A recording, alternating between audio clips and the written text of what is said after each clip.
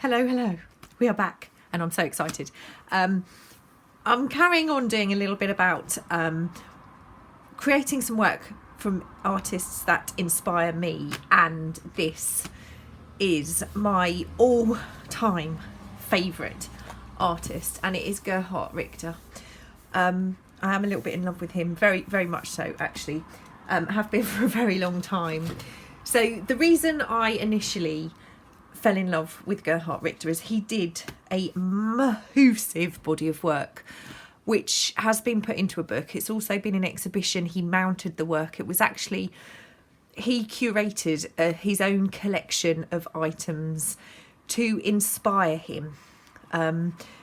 All sorts of things. He put it together in a, he called it Atlas. The book is called Atlas, and one day I will own that book. But it is extremely expensive, one of the most expensive books that I've ever wanted. But there are other books. Now, Gerhard Richter, still working today. He's been working for an extremely long time. He is an extremely talented artist, and he has done a huge scope of work, and I'm going to show you some of it actually, because like I said in the last video, I think it would be helpful. And I also want to talk to you about one of my new favourite artists and how I think this particular work has influenced that person. And just looking at this front cover, some of you may actually know who I'm already talking about.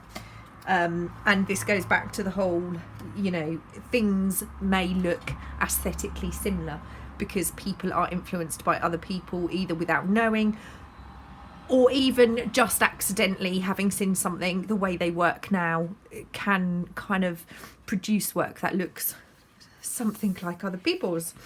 Anyway, Gerhard Richter.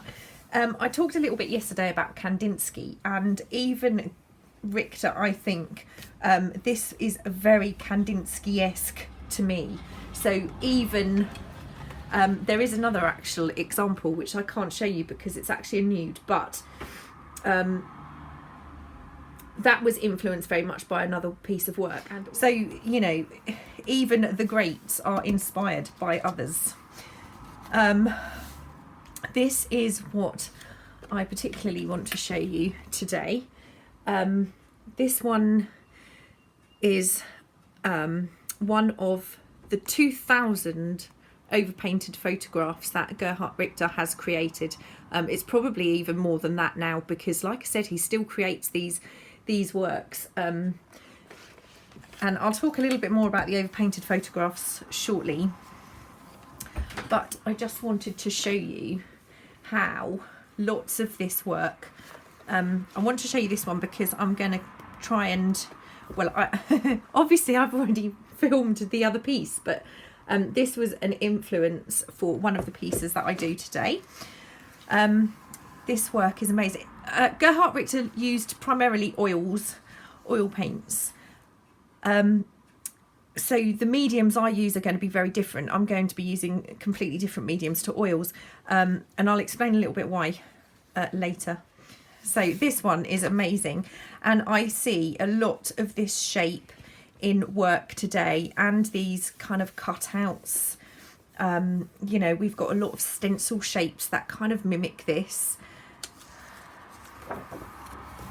I just love it. I love it. He has this kind of passion for moving paint without wanting to have too much control over it. And again, like the artist we looked at yesterday, he does work in huge scale. Sometimes these are something else that are going to influence the work that I do today, and I'm going to show you. In particular, I just love these. These are just so beautiful and just so beautifully done. These are more overpainted photographs. These are actually lacquer onto photographs, but they just give something so much to these images. Okay, these also overpainted photographs. These are very similar to something else. So I'm going to talk about not these particular ones, but this is a kind of aesthetic that we see quite a lot today in art journaling and for backgrounds and things like that. So I think lots of people are influenced by by him. But these are very similar to some of his overpainted photographs he did in a gallery. What he did was he sat in a gallery and photographed the people that came into view. And then he overpainted those photographs, and depending on how many people were present in the photographs, he represented that in colour. So he'd use white if there were very few or no visitors, and he would use really bright, vivid colours if there were lots of people in the gallery. And he had this real kind of, oh, these are beautiful, aren't they? He had this real kind of way of capturing the busyness of the gallery that he was in. But there's lots of scratch marks in here, pencil lines. Again, it's something we see a lot today in art journaling.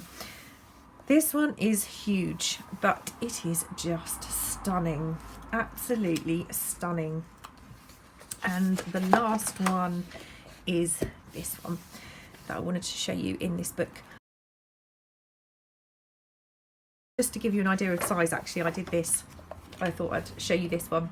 So this just goes to show how large some of these paintings are.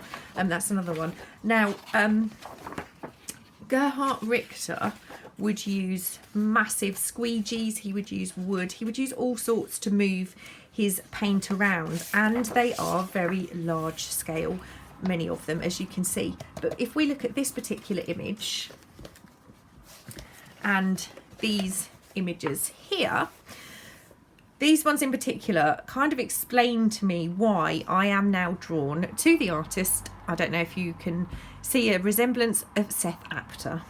Now, Gerhard Richter worked in oils, he worked in a massive scale, but to me, I think that's why I was drawn to Seth's work, and I've only recently found him, maybe in the last couple of months. I'd obviously heard his name, but I hadn't really looked and watched and seen what he does. But these to me are very kind of, you know, if Seth wasn't influenced by these, I would be extremely surprised. And also, I just love it. I love this, and I love Seth's work. And there is a correlation there, even though the mediums and the size are completely different. The aesthetic, which is what we're talking about, the aesthetic, the look of the work is really similar. And I think that's why we are drawn to artists. If we have a style, if we have an artist that we really like, when someone creates something with a similar aesthetic or a similar feel or even a similar reasoning behind the work, we might be drawn to that. So I just wanted to show you that art. The one other thing I wanted to show you is Gerhard Richter is not solely a collector, a curator and an abstract artist. He actually creates some amazing photoreal work, and this is a picture of his daughter that he painted, and it is one of my all-time favourite pieces of work. It's called Betty. Over painted photographs, what he decided was a photograph is kind of, it's almost not real. It was real at one point. It's a depiction of something or an event that happened, and it's in the past, it's history, it's not here and now. So when he painted on top of them, he used a very kind of fluid method, dragging the pictures through, using spatulas or using palette knives to scrape the paint, and like I said, he used oil, so he didn't want to have complete control over what would happen, but there is always a very small amount of the image showing.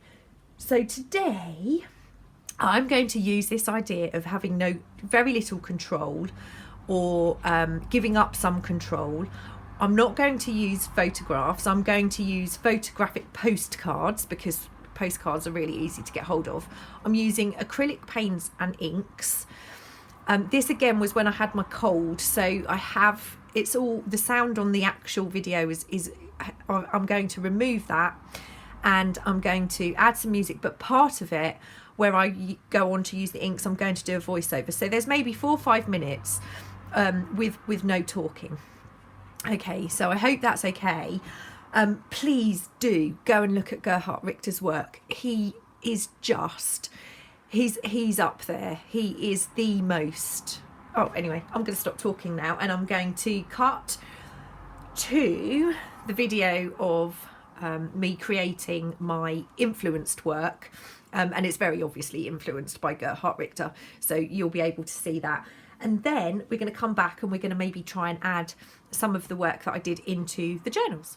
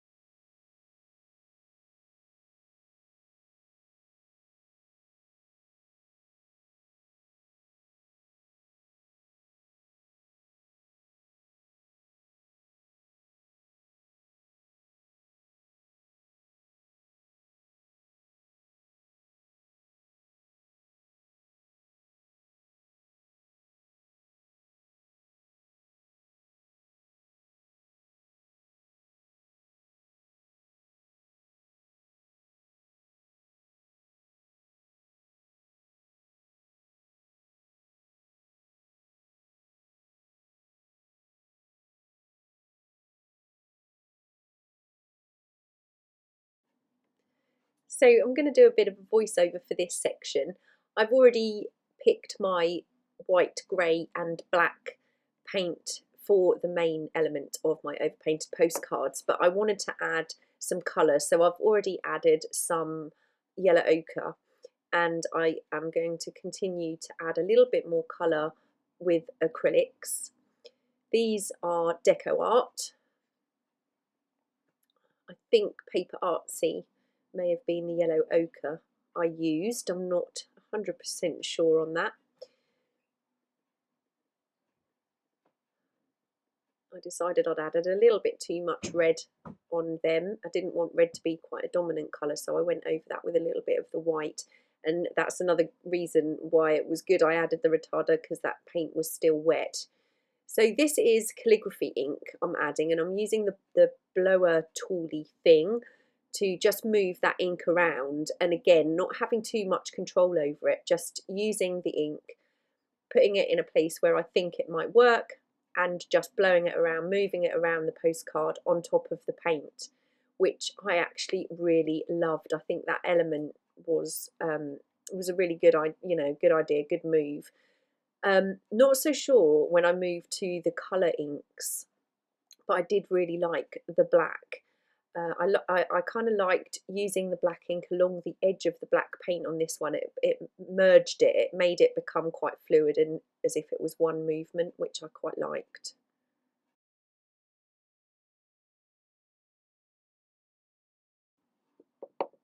Now I'm using some Liquitex inks, and this is supposed to be muted grey, and to me that was very purple. And I'd made that mistake before, so I'm not quite sure why I thought it would work on these, but it did actually turn out okay in the end. This is the green. So I'm just moving it around again with the blower tool. Carry on with this. This one I really liked before I put the ink on, and I really wish I'd left it with just a small amount of maybe the black calligraphy ink. I blotted a little bit off to kind of lighten it slightly. It was a bit too heavy for me. And although I do like that particular card, it wasn't my favourite. I preferred the blue. The blue worked much better for me. It kind of tied in with that yellow ochre a little bit more, and the black. So as you can see, is that upside down? Yeah. We can still see a small amount of the image in the background, and I think the inks add a little bit something else. It takes it a little bit further than the overpainting. So this one I love. I love the fact that I had a little bit going up there towards that tree. This one I'm not so keen on, but it could be a background. Something could go over the top of that. This one I'm not too keen on either. A bit too busy with the blue. The reason I used the retarder was because I wanted longer to play with the paint. It slows down the drying process, so I didn't actually know how. I didn't want it to dry too fast as I was moving it across the postcard, and I also wanted to try like the picture I showed you at the beginning where there were the swirls. I wanted to give that a go. I wasn't 100% keen on it until I added the ink, and then I actually like it. And this one, which I kind of like, I'm not sure about the colours. I also went on to do a few on watercolour paper, which I love, and this one I've added a little bit of grungy collage and fabric down the side. This one I just think is a forest just there. It's just a forest, isn't it? And this one, which I also love. So we're going to try and incorporate maybe one or more of these. They can absolutely be used as journaling cards within the journals. So let me grab the journal, and I'm also going to explain what happened with this. Once I'd gone through and finished decorating some of these pages, I realised that 5 signatures just were not going to work in this book. So I took out one of the signatures and kind of extended it into a kind of work book, I suppose, where pages can be pulled out. And I'm going to add a bit more to this, but these two journals will go together. Okay, I've been having a little think, and I'm not sure that these should actually be stuck down or incorporated on a permanent basis.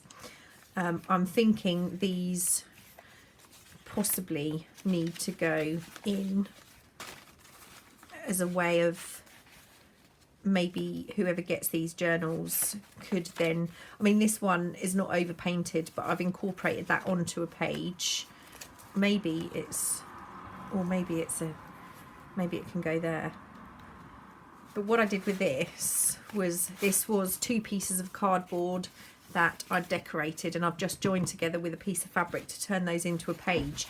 And that would work probably much better with this. But I think that could actually go there, and unfortunately we can't put any stitching, we can't add stitching to it. do you know, I think what I'm going to do is, again, I don't know if I want to make this a permanent feature. So I'm going to, now, if I added tape, there's a strong possibility, this is surgical tape, that it could actually lift that off. Oops. So I'm going to grab, is that going to, not really, I'm going to just paper clip this into place. And then the good thing about it is it could be turned over and used as a journaling card.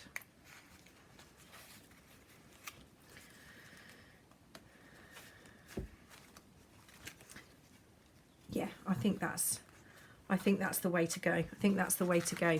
So we've got one there. Where else could we add one of these? I think we need to break up. Oh, I'll tell you what I have done. In this particular page, I made 2 pockets. I just sewed 2 together. So we could tuck that.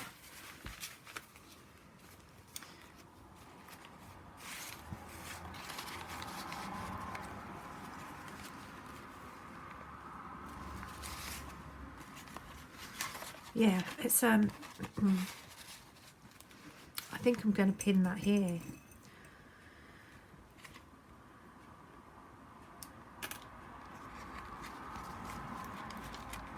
I think that's going to be, so we've got 2 in here.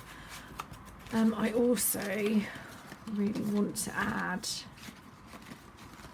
one of these.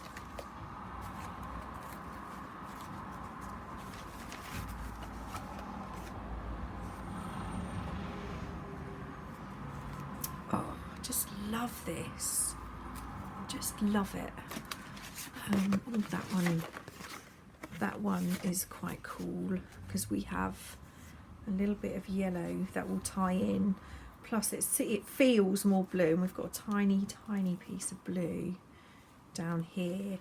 But what we also have is this fabulous watercolour paper on the other side, which I don't think we should lose. So this one I'm going to tape in. I'm going to tape it. And I'm going to try and get fairly close to the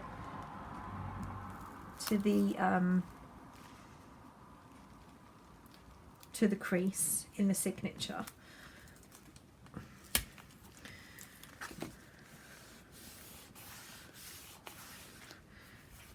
But then there is additional working space there, so that, yeah, I'm happy with that.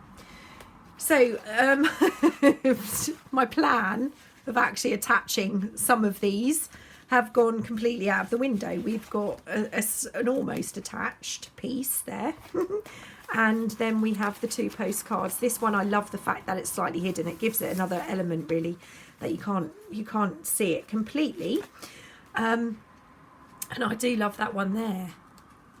I think that works quite well, even though there's a more vintage postcard on the other side. I hope that you enjoyed this last kind of main instalment, really, because now it's going to be a case of starting to put the pages together, and then I'm going to add more tags and things, you know, the tags that we did in yesterday's video. I'm going to add more of that. Do go and check out Gerhard Richter. I'm sorry I went on a bit at the beginning, but it's just, I think that would make a fabulous cover. Actually, might use that as a cover. Anyway, these journals are coming together. There will be more information in the very last video on what you needed to have done or what you need to do to enter the giveaway for the journal. Thanks again. Yeah, Gerhard Richter, amazing. And Seth Apter, do check him out too, because if you like this, you will love what Seth does, and he's a very contemporary, current, now artist who is also amazing. So please do go and check them out. I'm sure I was a bit late to the party, and most of you already know about Seth Apter anyway. Take care, stay safe. I'll see you all soon.